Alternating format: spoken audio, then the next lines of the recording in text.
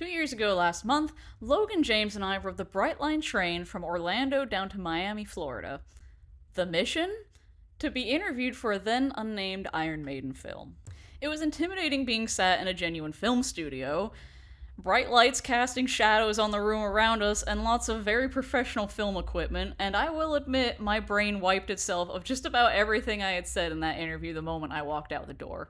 After we all finished up with our interviews, the three of us rode the Brightline home, completely amped from the experience, laughing till we cried, smiling till our faces hurt. It was just a really exciting time that we all got to share together. And we knew that Universal would be filming a boatload of fans for this project, so we didn't want to get our hopes up to be in the final cut or anything. But what an experience. To even be considered for a project about our favorite band, and about the community surrounding it, and obviously Logan, being a huge film buff, just loved being in the setting of a film production. It was one of those once-in-a-lifetime things, regardless of what happened in the end.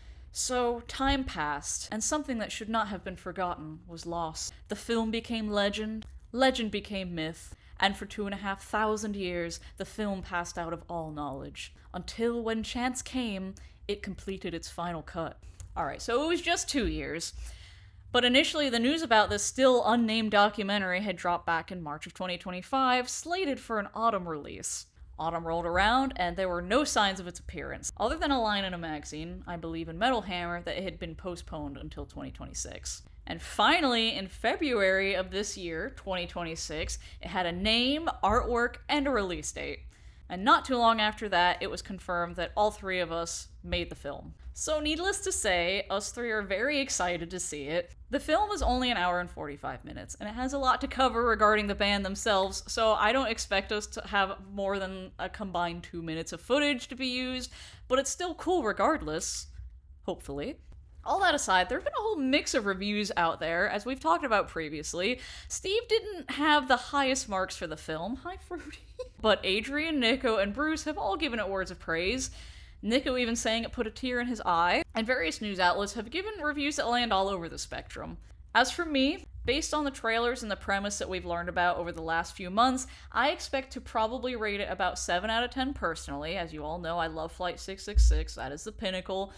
As a diehard fan, I just don't think it will cover much that we don't already know. It seems like it's a Maiden film for the public, in a sense. So come join us on a little film vlog. We didn't get to make it to the London premiere, so we're having our own Captain Harris premiere at the AMC at Disney Springs here in Florida, joined by our good friend Madison. And side note about that London premiere, did you guys see that freaking Gimli was there? John Rhys Davies, what a guy. I kept up with that event all day. The photos with the guys with Blaze were fantastic, and I thought it was sweet that he got to be front and center in that photo with the guys and Eddie. And seeing Davey and the guys do their interviews, just... Anyways, I'm getting off topic now, so let's go see Burning Ambition.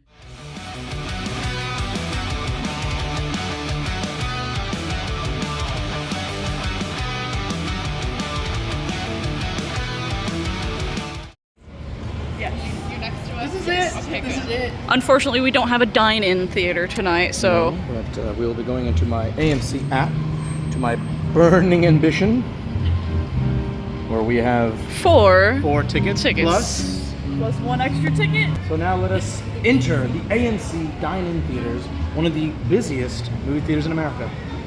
Come. So, Logan is a very big film buff, as I said in my intro. Yes. How does it feel to be seeing yourself on the big screen? Well, it's a little odd. I'm excited. I've had this feeling of anticipation for 2 years since we've filmed it, but yeah, to see myself in the buff, is that what they call it? In the large, to see myself in the large. In the large. is gonna be quite the experience. How many movies do you watch a year? Because I know you've got that app. What's that app called? I have Letterboxd. Letterboxd. So on average, I'm averaging over 300 movies a year. Yeah, so it's like at least a movie a day. In theaters, I'm seeing about 80 movies in theaters a year. 80 theaters a year. I'm going to 80 theaters a I year. buy 80 theaters a year. Anyway, here's the Rhyme Nation. Here he is. Yeah, there's the albatross. And there's the albatross, as you can see. Who's this? Have you seen this movie? The breadwinner? No. Okay, so as we know, Maiden has sort of updated their live performance. So they have digital screens now, and actually we have the prototype screen here of the Run for Your Life set. It's to scale. Actually, Bruce is not much taller than a toy, so he still fits in there, no problem. And you want to know the ironic thing? That is the villain of the Toy Story 5 film. Wouldn't So you know? that tells you all you need to know about screens. Screens are bad. So here we have the Dance of Death Eddie, as James has correctly pointed out. So this is Dance of Death Eddie. And over here we have a poster for Quest for Fire, even though it's titled Paw Patrol the Dino Movie. But here they are, and the adventure reaches new heights. So Tell me how many of you remember our video from 2021 where we were finding all the Eddies at Halloween Horror Nights? all the Eddies at Halloween Horror Nights. Well, it was quite a fantastic time at Halloween Horror Nights. That was right. Was it? We had Senjutsu had just come out. Yes. It was that day. We did our review and then we went and found What a all day. the We Eddies. just sat there, compiling our thoughts over Death of the Celts and Young Washington. I don't know where he ran off to. Like I can't find him.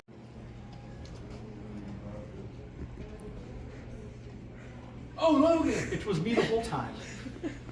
We call that acting. Just doing it. All right. Thoughts ahead of the film, Logan. Ahead of the film, from the trailers we've seen, from the interviews with the band members, both Steve and Adrian and everyone in between, I'm excited that it's not under the strict approval of Maiden. So many times films are made with too much involvement from the people who are the subject. Mm-hmm. And so for it to be a little bit of an outside perspective, I think we're going to get something a little bit more real. Mm-hmm. And if not, it'll be a real live one. I did one. And what do you think you will rate it ahead of the movie? It was a rating. I'm gonna give it out of 10. Yeah. Out of 10, I'm gonna give it a 7.8 buckets. Ooh, all right. Yes. Like Logan has said, I don't know what he said, but I'm excited to see the nitty gritty. I'm excited to see the mess and the stew that was Iron Maiden in the 90s. I want to see the blood. Thank you. What do you think you're gonna rate it ahead of the movie? Out of 10, Yes. I'm gonna rate it 8.7, All right. which is a very high rating. We're in Florida.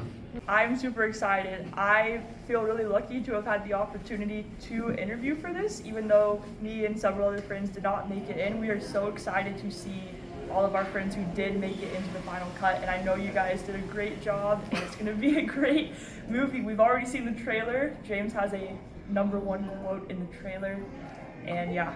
What do you think you'll rate it ahead of the film? I'm going to say this one goes to 11. Oh, wow. Very high rankings. All right, we have executive producer Kim. She's always there to help us, so we want to know your thoughts too. What do you think about the trailers and what we know about the film? Well, I think it's just so cool that these people that come together for Iron Maiden get to have this thank you from the band and from the production. You know, these people come together from around the world. They see each other maybe once every year, every couple of years, so it's really cool to see this documented, and I know it's a memorable experience already just hanging out with all these cool cats and kittens out here. So Rating ahead of the film. rating of this film, What do you think it'll be? I think it's gonna be a 10 out of 10. Oh, wow. I mean, I don't think it's gonna go Kim and Madison too bad. are We're like, excited. Yeah. We searched through the theater for a movie poster, but unfortunately there was none to be found. Thanks, Disney. After failing our task, we headed into our theater to see the film. I was sat precariously between James and Logan, who would not stop passing candy and popcorn between each other, and inevitably Logan spilled Bunch of Crunch all over my lap like a tiny chocolate avalanche. As we viewed the film, we were thrilled. We laughed. We reeled back in horror at the sight of Eddie. And like Nico, we even shed a tear. Until the film inevitably came to a close. I guess I'm starting. Well, I mean, why not? You were in there the most. I was in there a few times, and just to overlook it without looking at our own egos of how much we were in it, I thought the movie itself, as it works, was fantastic. I think it covered all the major parts. Of course, they can go into more detail about certain things, but I thought if it was just going for your heart of like why you love Iron Maiden, I think it nails it. I understand they only had an hour and 45 minutes, so it just had to be like the essential Iron Maiden. Yes. Like it's nothing that we didn't already really know as fans. Nico's parts were so funny. Nico was hilarious. Nico was, The theater- I think, The objectively theater fantastic. was all busting out and Every laughter. Nico line got a huge laugh. And him laughing after some of the lines just makes you want to laugh even more. Like I don't know. It's just, I mean, That was part. Like I think my favorite part of the film was hearing all of his lines and what he had to say. You could feel like the anger in what he said, but they put it in such like a funny way for so many of them that it was just like I don't know. I love it. I thought, to James's point, it does hit on everything just enough for you to get there, but some of the things Javier Bardem was saying, you're like, yeah, like what he was saying, and then mixing it with some of the music that was playing, I was like, I need to get to a gig. I need to get to a gig right now. I need to be right back. It kind of brought it back of like, oh man, this band is magic. You know, I didn't know how I would feel about the animations because even when we interviewed, they said that we're gonna be doing like this Eddie animation in it, Which could mean anything. And I was like, I wonder what that entails. And then like later on, I was worried like, oh, I really hope like because we're in 2026, I'm like I hope they don't use AI. And thankfully, it was clearly the same animation studio that did the Aces High video for the Run for Your Lives tour. But very cool. Yeah, I thought like there were some parts I felt like lasted a little too long, like the Eddie when he was chained up in the Peace of Mind thing. That was a little. I think it was there to represent Bruce's I know, like going but crazy. You just don't understand art. I still think it lasted. You just don't know how to sit with a piece. I still think it and really lasted think. a little too long, but I like the one that they used with your quote with them clawing their way and Clawing their way clawed back. his Yeah, way the claw, out. like they took what I said and they animated it.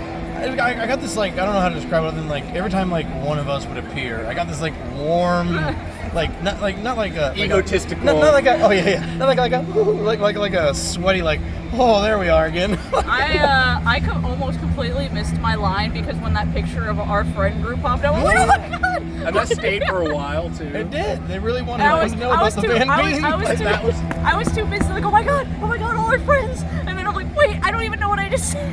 Yeah, the Captain Harris crew was all They over were there. Yeah. We should probably deep dive in another video the entire day, right? I think we need to sleep on this Yeah. and then give our thoughts with some more brain power. I threw away my popcorn bucket.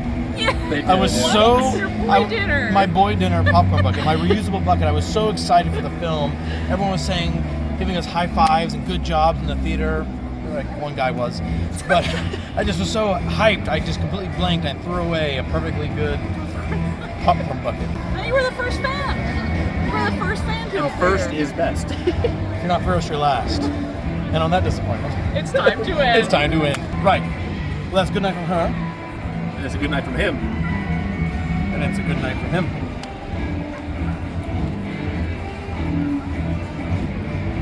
Always look on the bright side of life.